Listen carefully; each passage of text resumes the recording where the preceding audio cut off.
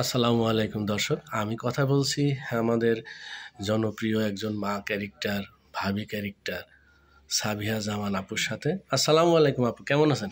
ওয়ালাইকুম আসসালাম, ভালো আছি। আপু, আজকে কোথায় আসছেন আপনি? আমরা শুটিং করতে আসছি মোবাইলে, হারুন ভাইয়ের বাড়িতে আছি। 1 ঘন্টা নাটক করছি। সকাল আহমেদ ডিরেক্টর, আর রাইটার ইসরাত আহমেদ। কে কে আছে এই নাটকে, মানে লিড চরিত্র কে কে করতেছে জানেন কি? হ্যাঁ, আছে তো অনেকেই। এখন আছে হচ্ছে নাকি আরশ খান, আরশ খান আছে, তাসনুভা তিশা আছে, আচ্ছা আমাদের পাভেল ভাই আছে, আচ্ছা, তারপর তারপরে রানা ভাই আছে, রানা, জাভেদ, আব্দুল্লাহ রানা আছে। আপনি কতদিন যাবত নাটক পেশায় বা এই আমাদের সাংস্কৃতিক অঙ্গনে কেমন লাগতেছে আপনার? কত বছর ধরে আছেন? আমি তো বেশ দেখতে দেখতে তো বেশ কিছুদিন হয়েই গেল। আমি মূলত বেশি আগে থেকে আছি মঞ্চে কাজ করি। আচ্ছা, আমি ঢাকা বাতা থেকে কাজ করি। পরে আমি এখানে আসছি বিজ্ঞাপন থেকে, বিজ্ঞাপনের পরে নাটকে। এখন কোন নাটক আপনার কেমন লাগে? এখন আমরা যেগুলো করি সেগুলো তো ভালোই, সেগুলো তো ভালো করি। আর কিছু কিছু নাটক তো হচ্ছে আমার কাছে মনে হয় যে ছেলেমেয়ে করা হয়ে যায়।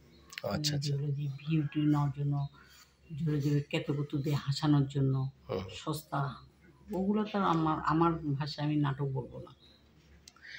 এখন নাটক মূলত ভালোই হয়। হ্যাঁ, এখন একটা জিনিস দেখা যাচ্ছে, যে কোনো একটা জিনিস গল্প দাঁড় করে নাটক করে ফেলছে বা বিভিন্ন চ্যানেলে ভিউ হচ্ছে মিলিয়ন মিলিয়ন।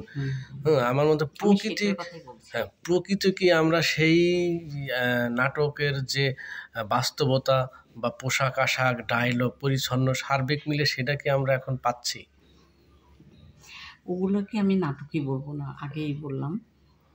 যে যেগুলো যে জোর করে কেতকুতু দিয়ে হাসানো, লোক হাসানো, পোশাক ওইরকম, হ্যাঁ, নাটকগুলো একটা থিম থাকবে, একটা গল্প থাকবে, একটা অভিনয়, মূলত অভিনয় শিল্পীরা থাকবে, তারপর সব মেকিং থাকবে, ডিরেক্টর থাকবে, সব মিলে তো একটা নাটক বা সিনেমা।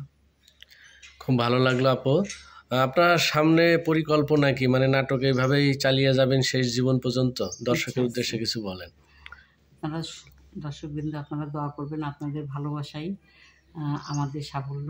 আমি বাকি জীবন নাটক করেই যেতে চাই, নাটকের মাঝেই থাকতে চাই, আপনাদের মাঝেই থাকতে চাই।